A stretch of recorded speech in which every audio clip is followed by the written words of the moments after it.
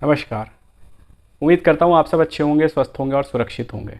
आप सभी लोगों को नवरात्र की ढेर सारी बधाई, ढेर सारा प्यार। शबरी से राम का मिलना या राम से शबरी का मिलना कोई अनायास नहीं था। शबरी से राम इसलिए नहीं मिले क्योंकि राम भूखे थे। वो इसलिए भी नहीं मिले कि किसी ने कहा कि वहाँ कोई आपका प्रतीक्षा कर रहा है, चले जाइए। एक कहानी थी, आइए इस कथा को जानते हैं। शबरी जो है वो भील जाति की थी, हम सब जानते हैं। उनके पिता राजा थे। शबरी का विवाह जब तय हुआ तो एक परंपरा होती है कबीलाई क्षेत्र में, चूंकि वो कबीले क्षेत्र की थी, और कबीलाई क्षेत्र की परंपरा ये कहती है कि जब भी कोई शुभ अवसर होगा तो ऐसे अवसर पर भेड़ की जो है वो बलि दी जाती है। शबरी बड़ी उत्सुक थी, लेकिन पिता से सीधे नहीं पूछ सकती थी कि किससे विवाह हो रहा है। लेकिन माँ से उन्होंने पूछा कि ये भेड़ें इतनी सारी क्यों हैं। तो माँ ने कहा कि तुम्हारा विवाह है और उसके उपलक्ष्य में जो अवसर है, शुभ अवसर, ऐसे में बलि दी जाती है, तो इनकी बलि दी जाएगी। शबरी अंदर से जो है वो काफ़ी नरम स्वभाव की थी और उसको लगा कि मेरी खुशी के लिए, मेरे आनंद के लिए इनका आनंद खत्म क्यों हो। देखो कितने प्यार से खेल रहे हैं, कितने प्यार से एक जगह से दूसरी जगह जा रहे हैं, ऐसे में इनका आनंद खत्म करना मेरी खुशी के लिए ये ठीक नहीं है। और शबरी जो है वो घर से चली। चलते चलते जंगल के रास्ते से गुजर रही थी। जंगल में शेर, बिच्छू, सांप, हर तरीके की चुनौतियां जो है वो उनके लिए खड़ी थी। ऐसे में कई चलते चलते आगे जो है वो एक नदी पड़ती है। नदी के किनारे एक आश्रम था। शबरी वहां जाके बैठ जाती है नदी के किनारे, नदी के तट पर। 50-100 के करीब साधु वहां पे होते हैं और वो स्नान करके वहां से निकलते हैं और अपने कपड़े वहीं उत्तीर्ण छोड़ देते हैं, यानी कि अपने मैले कपड़े जो है वो वहीं छोड़ देते हैं। शबरी को लगता है कि साधु आदमी, साधु व्यक्तित्व है और साधु हैं, पूजा करनी होगी, अर्चना करनी होगी, ईश्वर की आराधना करनी होगी, ऐसे में इनका समय व्यर्थ होगा कपड़े धोकर, मैं धो देती हूँ। और शबरी ने सभी के कपड़े धो के सुखा दिए। साधु पूजा कर कर आए, वापस साफ कपड़े पहन के चले गए। ये क्रम चलता रहा। तभी एक दिन उन सभी साधु के जो गुरु थे, मतंग ऋषि, उन्होंने बुलाया शबरी को और शबरी से कहा कि तुम कौन हो, हम सबके कपड़े धो देती हो, हम स्नान करके आते हैं तो हमारी अर्चना के लिए तुम फूल ले आती हो, हमें भूख लगती है तो तुम फल ले आती हो, तुम कौन हो। शबरी ने कहा कि मैं सामान्य सी लड़की हूँ, भील जाति की हूँ, और मैं ईश्वर की आराधना या ईश्वर की पूजा मुझे करनी कहाँ आती है। आप लोग ईश्वर को जानने का प्रयास कर रहे हैं, जान रहे हैं, तो मैं ये करके अपना धर्म निभा रही हूँ। जो मतंग ऋषि होते हैं वो कहते हैं कि मुझे नहीं पता कि मैं ईश्वर को जान रहा हूँ या जान पा रहा हूँ, लेकिन ये मेरे जो शिष्य हैं कई हजार, मैं इनके सामने भी बोलना चाहता हूँ आज।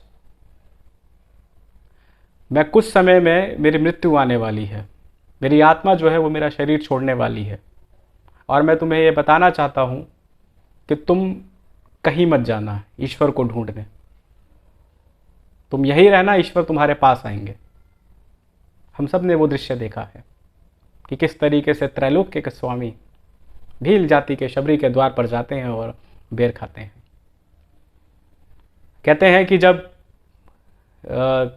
राम जाते हैं, राम और लक्ष्मण, शबरी जो है वो बेर देती हैं तो हर बेर को जो है वो चख कर देती हैं, और राम तो खा लेते हैं क्योंकि राम को पता है कि माँ खिला रही है, अमृत है, खा लो।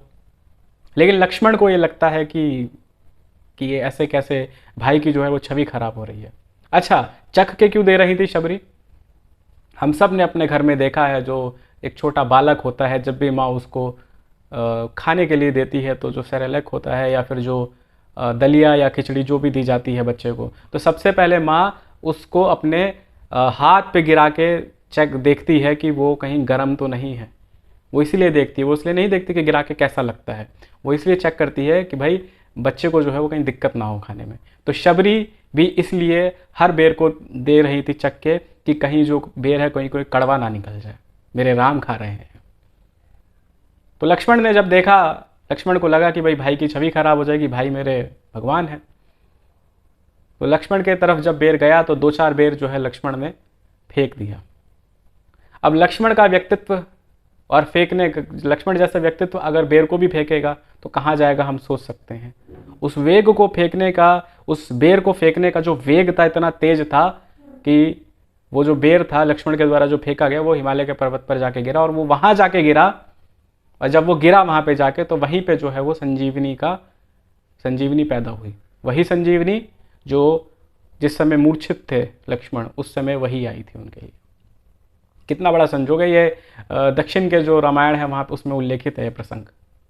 कितना बढ़िया संजोग है, सोचिए कि लक्ष्मण के द्वारा फेंका गया जो बीज था, उस बीज से ही जो है वो संजीवनी जन्मी, संजीवनी पैदा हुई, और जब वो मूर्छित थे तो उस समय जो है वो उनके लिए संजीवनी उनके लिए आई।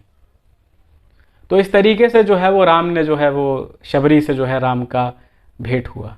तो दोस्तों मेरा मानना ये है कि अगर प्रतीक्षा शबरी की तरह की जाए, शबरी की तरह अगर प्रतीक्षा की जाए तो राम हो या ना हो, राम को आना पड़ेगा अवतार लेके। ये प्रतीक्षा की ताकत थी।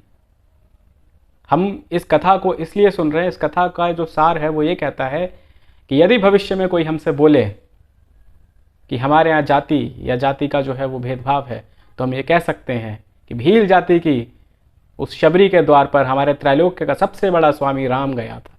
जाति की भेद तो वहीं खत्म हो जाती है।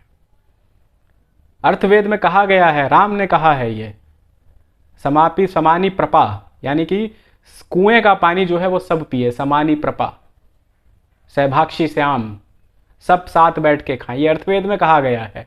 भेदभाव कहाँ रहता है, भेदभाव। सहभाक्षी श्याम समानी प्रपा, यानी कि सब साथ बैठ के खाएं और कुएं का पानी सब पिए। ये है हमारी परंपरा। तो इस वीडियो को मैं यहीं पे समाप्त करना चाहूँगा। उम्मीद करूँगा आप सबको पसंद आया हो। मैं मिलूँगा आपसे अगले सप्ताह किसी नई कहानी, कथा या फिर किसी नई कविता के साथ। तब तक के लिए अपना ध्यान रखिए। नमस्कार।